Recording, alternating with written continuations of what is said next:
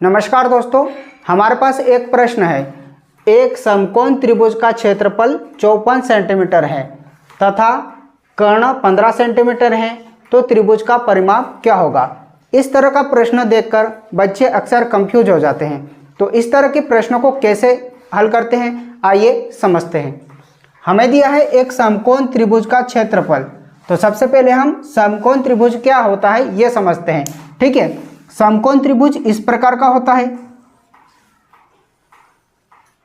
और समकोण त्रिभुज में एक कोण 90 डिग्री का होता है और 90 डिग्री को इस तरह से दर्शाते हैं और 90 डिग्री के सामने वाली भुजा कर्ण कहलाती है। 90 डिग्री के सामने वाली भुजा कर्ण कहलाती है। ठीक है, और नीचे वाली भुजा आधार कहलाती है। नीचे जो लेटी हुई भुजा होती है वो आधार कहलाती है, तो हमने इसका नाम दे दिया आधार। और जो खड़ी भुजा होती है उसको बोलते हैं लंब,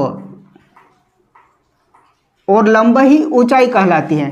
ठीक है, तो हमें क्या पूछा है दोस्तों, हमें त्रिभुज का परिमाप पूछा है। ठीक है, त्रिभुज का परिमाप क्या होगा। त्रिभुज का परिमाप होता क्या है, ये जो बाउंड्री है इसी को त्रिभुज का परिमाप कहते हैं। कहने का मतलब तीनों भुजाओं को जोड़ देंगे तो त्रिभुज का परिमाप आ जाएगा। ठीक है, ये जो बाउंड्री है यही त्रिभुज का परिमाप कहलाती है। यानी कि इस भुजा और इस भुजा और इस भुजा को जोड़ देंगे तो त्रिभुज का परिमाप निकल जाएगा। तो मान लेते हैं ये भुजा ए है और ये भुजा बी है और ये भुजा सी है। ठीक है, हमने मान लिया। ठीक, और परिमाप बराबर क्या हो जाएगा, परिमाप बराबर हो जाएगा तीनों भुजाओं का योग, यानी कि ए प्लस बी प्लस सी। ठीक है, और कर्ण बराबर सी, और सी का मान हमें दिया है 15 सेंटीमीटर। ये हमें दे के रखा है, यहाँ पर कितना हो जाएगा 15, और सी का मान कितना आ जाएगा 15। लेकिन दोस्तों हमें ए और बी का मान नहीं पता है। ए और बी का मान नहीं पता है तो हमारी गाड़ी यहीं पे फंस जाएगी। तो पहले हम ए और बी का मान निकालेंगे। ए और बी का मान कैसे निकलेगा, ठीक है, तो यहाँ से निकालेंगे। हमें त्रिभुज का क्षेत्रफल दे के रखा है, त्रिभुज का क्षेत्रफल दिया है, क्षेत्रफल, और त्रिभुज का क्षेत्रफल बराबर क्या होता है 1/2 गुणा आधार गुणा ऊंचाई, आधार गुणा ऊंचाई। क्षेत्रफल कितना दिया है, क्षेत्रफल दिया है 54 सेंटीमीटर। तो यहाँ पर रखेंगे 54 बराबर 1/2, और आधार हमने क्या माना, आधार हमने माना बी, तो यहाँ पर रख देंगे बी। और लंब हमने क्या माना, और लंब को ही ऊंचाई बोलते हैं। ठीक है, लंब को ही ऊंचाई बोलते हैं, तो ऊंचाई कितना है ए है। ठीक है, इस 2 का इससे गुणा कर देंगे, तो 2 का 54 से गुणा करेंगे तो 108 बराबर ए गुणा बी, ए इंटू बी, ए गुणा बी, ए इंटू बी का मान आया है।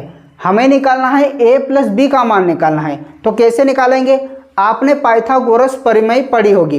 पाइथागोरस परिमेय क्या होती है, लंब का स्क्वायर प्लस आधार का स्क्वायर बराबर कर्ण का स्क्वायर। लंब कितना है, लंब है ए, यानी कि ए का स्क्वायर प्लस आधार कितना है बी, तो बी का स्क्वायर बराबर कर्ण बराबर हमने क्या माना है, कर्ण बराबर सी, और सी का मान दिया है 15, तो 15 का स्क्वायर। ठीक है, तो यहाँ से ए स्क्वायर प्लस बी स्क्वायर बराबर 15 का स्क्वायर होता है 225।